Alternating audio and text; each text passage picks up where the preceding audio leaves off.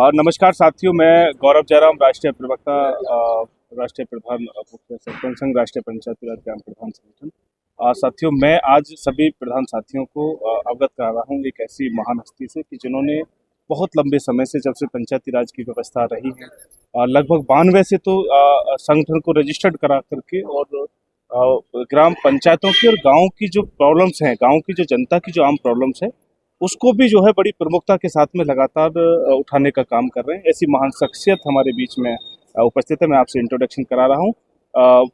मानिए अपना थोड़ा सा परिचय सर एक बार। मैं राष्ट्रीय पंचायती राज ग्राम प्रधान का राष्ट्रीय अध्यक्ष हूँ। इसके साथ मैं न्यायाधीश था, गवर्नर का पूर्व विधिक सलाहकार था और उत्तरांचल का मैं एडवोकेट जनरल भी था।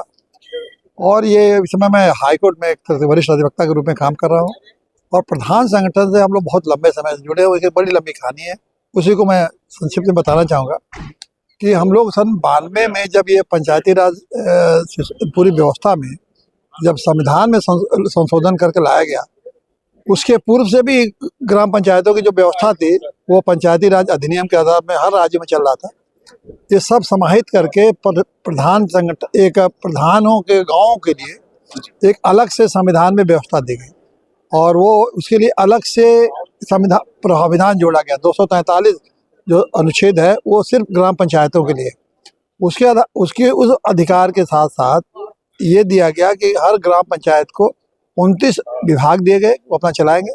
उनके लिए वित्तीय व्यवस्था की गई, उनके लिए चुनाव अलग, उनका अलग चुनाव आयोग बनाया गया और सारी व्यवस्थाएं उनकी इसलिए बनाई गई कि गाँव पंचायत एक तरह से गाँव सरकार के रूप में काम। लेकिन गांव सरकार के रूप में पंचायतें ये काम नहीं कर रही हैं क्योंकि राज्य सरकारों ने उनके सारे अधिकार हड़प दिए।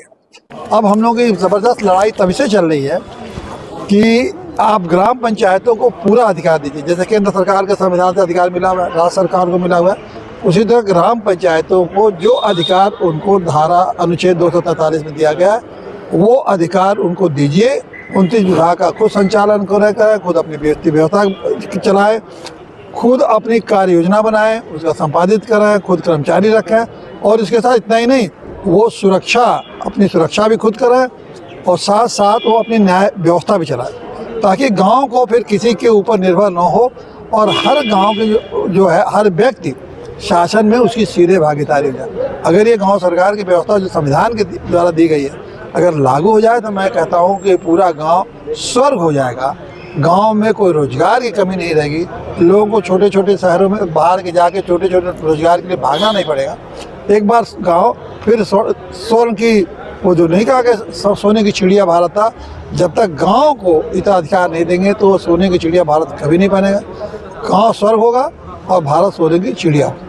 बहुत बहुत धन्यवाद। आपने सुना कि गांव सरकार की जो कल्पना है उसके बारे में माननीय राष्ट्रीय अध्यक्ष जी ने बहुत सारे प्रोग्राम इन्होंने चलाए हुए हैं। फेसबुक के ऊपर में भी कई सारे एपिसोड इन्होंने चलाए हुए हैं। पूरे देश के अंदर में बहुत सारी पंचायतों का भ्रमण किया है कि वहाँ पे जो गाँव की जो सरकार है कि उसका मॉडल कैसा होना चाहिए और गाँव की सरकार के आने के बाद में कैसे वहाँ न केवल ग्राम प्रधानों का, ग्राम पंचायत का, वहाँ के निवासियों का जो मूलतः जो जीवन है वो किस तरीके से बदलता है वो अभी बता रहे थे हमारे राष्ट्रीय अध्यक्ष जी। बहुत बहुत धन्यवाद सर, थैंक यू।